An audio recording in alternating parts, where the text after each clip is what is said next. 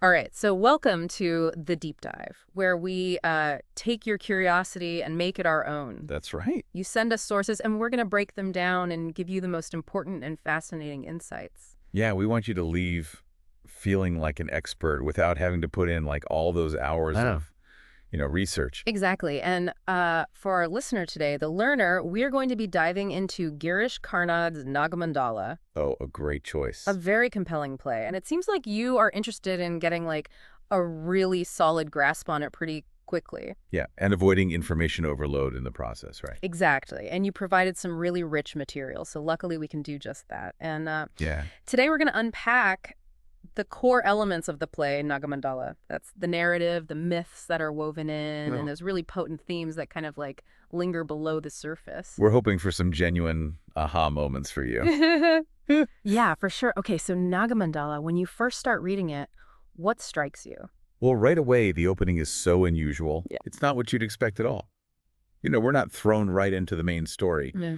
Instead, we get this writer, this playwright, and his situation is, how should I put it, precarious. Yeah. It's a very memorable opening, I have to say. Yeah. So picture this, right? He's in this temple that's like falling apart, and he can't fall asleep or he'll die. The stakes are high. Yeah, big time. Apparently his plays have stirred up like some serious trouble, you know? Oh, right. There's a curse involved, right? Yes, he's been cursed and he's trying so hard to stay awake, but he's losing the fight and he's like on this final countdown, and then he makes this vow Oh, yeah. to give up playwriting if he survives. I love that it's like Karnad is kind of winking at us, Yeah, it's very self-aware, and then he goes on and does something even more unusual with the narrators. Right. It's not your typical Once Upon a Time kind of setup. No, not at all. He introduces the voices of story and flames, like literal flames, from the oil lamps. Yeah, like they embody storytelling itself, right? Yeah, like the tales that are shared when it gets dark and everyone gathers around. Beautiful imagery, right? Yeah, and it signals that we are now entering a realm where you can't really tell what's real and what's, from folklore. It sets the tone for the whole play. Totally. Okay, so after that kind of captivating setup, we get to the main story, which is Rani and her marriage to Appanna. Right. Rani is this very young and innocent woman. She's an only child, and she finds herself married to this wealthy guy, Appanna. Sounds like a pretty common setup for, domestic drama. Yeah, it does, but it takes a much darker and more complex turn very quickly. Well, for sure. The sources you sent really emphasize how isolated and unhappy Rani is. Yeah? Her husband is wealthy. He inherited all his money, so he doesn't really work. Yeah. And that would be fine, except he completely neglects his wife. Right. He's always out doing his own thing. Yeah. He has mistress, and the worst part is that he locks Rani in the house whenever he leaves. It's really bleak, It shows how little power she has in this situation. Yeah. And how much she craves, some sort of connection. Exactly. And then we have this intervention of sorts when Kurudava, The blind woman, right? yes, is a blind old woman, and her son Appanna, they come to Appanna's house looking for him. Yeah, they want to see him. But he's not there, obviously, because the doors are locked. Right, and as they're waiting, they start talking about Appanna's mistress and Rani. She overhears everything from inside the house. That's a huge turning point. Yeah. I mean, first of all, it confirms what Rani probably already suspected, but it also makes her feel even more alone and desperate. Right. And then Kurudava steps in. She's moved by Rani's situation and offers her this solution. Oh, right, the magical word. Yes, it's supposed to make Appanna fall in love with his wife. I mean, you can't help but think of all those folk tales with magical objects and remedies. Oh, for sure. It's like this little glimmer of hope for Rani, Yeah, and it's interesting that Kurudava actually gives her two routes. No. A smaller one that seems milder, and then a larger one that's like more potent. Right. And she tells Rani to try the smaller one first. Yeah, but things don't go to plan. That's an understatement. Right, so Rani, she grinds the smaller root, and she's going to mix it into Appanna's food, but then it smells and tastes terrible, like so bitter. Oh, no. Yeah, and she gets scared. She's like, what if Appanna hates it? And then he gets even angrier, maybe even violent. That's a valid fear. Right, so in the end, she doesn't give it to him. She throws it away in an anthill. Okay, but this is no ordinary anthill. Right, no, this is where the story gets really fantastical. Because this anthill is home to a king cobra, a Naga. Oh, wow. And the Naga eats the root. Yeah. And he becomes completely infatuated with Rani. It's like straight out of a myth, right? Yeah, and this isn't just a metaphor. The Naga actually has the power to change his shape. Right. So he starts visiting Rani at night, pretending to be her husband, Oh, so Pepe. Rani thinks her husband has had like a change of heart. Yeah, exactly. She's finally getting the love and attention she's been craving, but she has no idea it's actually a magical snake. It's both joyful and kind of tragic at the same time. For sure. And then, of course, Rani gets pregnant. Okay. And she obviously believes that it's a panda's child, right? Yeah, she thinks her marriage has finally become real. It's heartbreaking. But then the real Appanna returns, and he finds out that Rani is pregnant. And He's furious. oh yeah, he's enraged. He knows he hasn't slept with her, so he accuses her of adultery. He doesn't even try to understand. Nah, he just lashes out. It's really awful, and he decides he's going to involve the village elders. He wants to publicly shame her. Yeah, wow. And this leads to the village council gathering the panchayat. Right. The elders, they traditionally decide these kinds of disputes. Exactly, and to prove her innocence, Rani has to undergo this traditional snake ordeal. Oh my gosh. She has to hold a cobra and swear that she's been faithful to her husband. It's terrifying. It is, and it all comes down to faith and this belief that the divine will intervene. And does it? Well, in a shocking turn of events, the Naga doesn't bite Rani. Oh, wow. Instead, he wraps himself around her neck like a garland. What? Yeah, the villagers are stunned. They see this as a sign from the gods that Rani is telling the truth. That's incredible. And even Appanna, he's forced to acknowledge what seems like a miracle. He starts treating Rani with respect.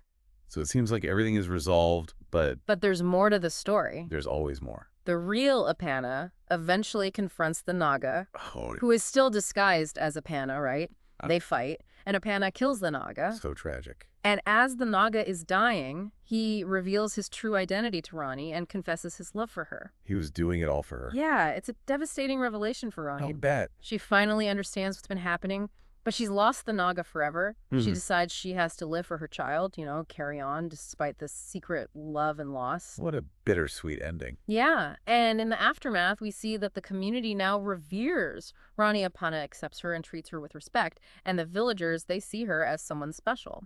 But she never forgets the Naga. No. And this is where Karnad's use of folklore and myths becomes really powerful. Oh, absolutely. These elements are not just there for decoration, they're crucial to the whole meaning of the play. Right. Myths, they help us understand the world and human nature, and Karnad uses them so skillfully. Yeah, like the Naga itself, it has this supernatural ability to shapeshift. And that connects it to Hindu deities like Vasuki and Sheshnag. Right, these powerful serpent figures, they represent all sorts of things. Protection, the cosmic order, even. Exactly. So the Naga's love for Rani, it goes beyond normal human limits. Yes.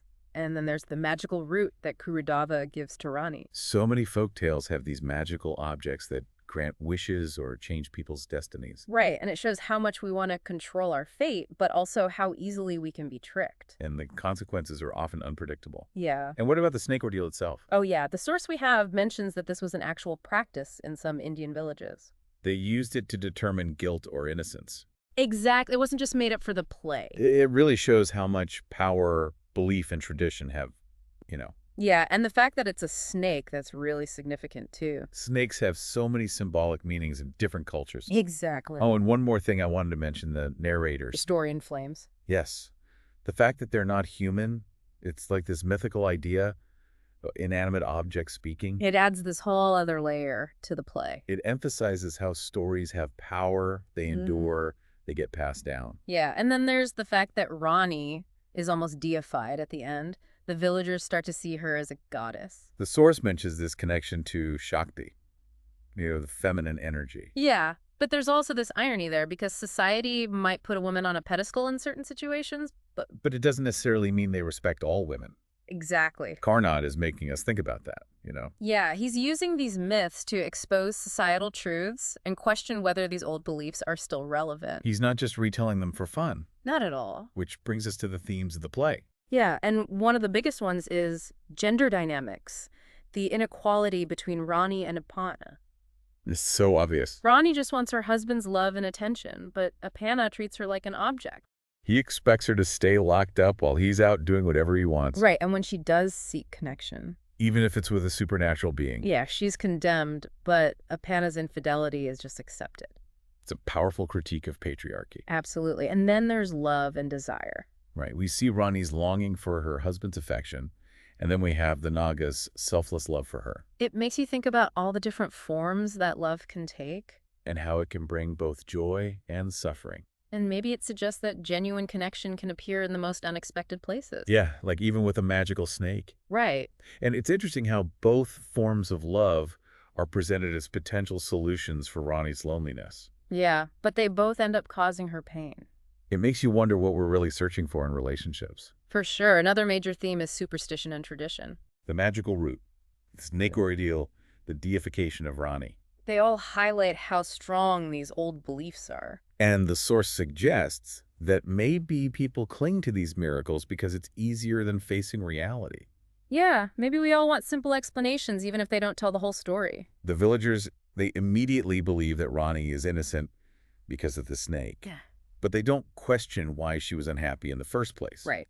Or why Appanna treated her so badly. Exactly. It's like they're avoiding the real issues. And then there's this question of reality versus imagination. Right. Did the Naga really become Appanna, or was it all in Rani's head? We don't know for sure. And that's the point. Yeah, Karnad wants us to think about how our desires and beliefs shape what we see. It's like he's saying that reality is subjective. I like that. And how does that affect our understanding of Rani's agency? You know, is she a victim, or does she find empowerment in this illusion? It's a tough question. It is. And then there's the theme of women's empowerment, which is obviously complicated. Yeah, she starts out so powerless and isolated. But through the ordeal and everything that follows, she gains respect. Even reverence. But it's not a simple victory. You Yeah. know, she's still tied to this miracle, this supernatural event. Right. But her resilience is undeniable. Yes. She refuses to be defined by Appanna's cruelty. Exactly. And finally, we have the theme of duality. Day and night, truth and lies, husband and Naga. It's everywhere in the play. Yeah, and it reflects how complex life really is. Human beings are full of contradictions. Nothing is black and white. No. It's all about these opposing forces pushing and pulling. And how we navigate that tension. Exactly. So as we wrap up our deep dive into Nagamandala, it's clear that this is not just a simple folktale. Oh no, it's so much more than that. It's a rich narrative with so many twists and turns it keeps you on the edge of your seat. It's full of symbolism and deeper meaning. And those myths, they're not just there for decoration. They illuminate these really important themes of gender inequality, the different facets of love, the power of belief, and how reality and imagination can blur together. And Karnad manages to ground all of this in very real human experiences. Yeah, the aha moment for me was realizing how he uses these fantastical elements to explore ordinary things. Like our need for love and acceptance. Our desire for respect and agency. The weight of tradition, all that stuff. Yeah. And for you, our listener, the learner, we hope this deep dive has given you a really solid understanding of Nagamandala. We've tried to be thorough, but also keep things moving. Respecting your time, you know? Absolutely. And all this talk about reality and imagination, it makes me wonder, Me too. how much do our own perceptions actually shape our reality, you know? It's something to think about for sure. And maybe there are other stories or cultural narratives that deal with similar ideas. Oh, definitely. You could check out more of Girish Karnad's work or explore other folklore-inspired dramas. That would be fascinating. Yeah, it would. So thank you so much for sharing your sources with us and for joining us on this deep dive into Nagamandala. Yeah, it's been a pleasure. We'll see you next time. Until then. Bye.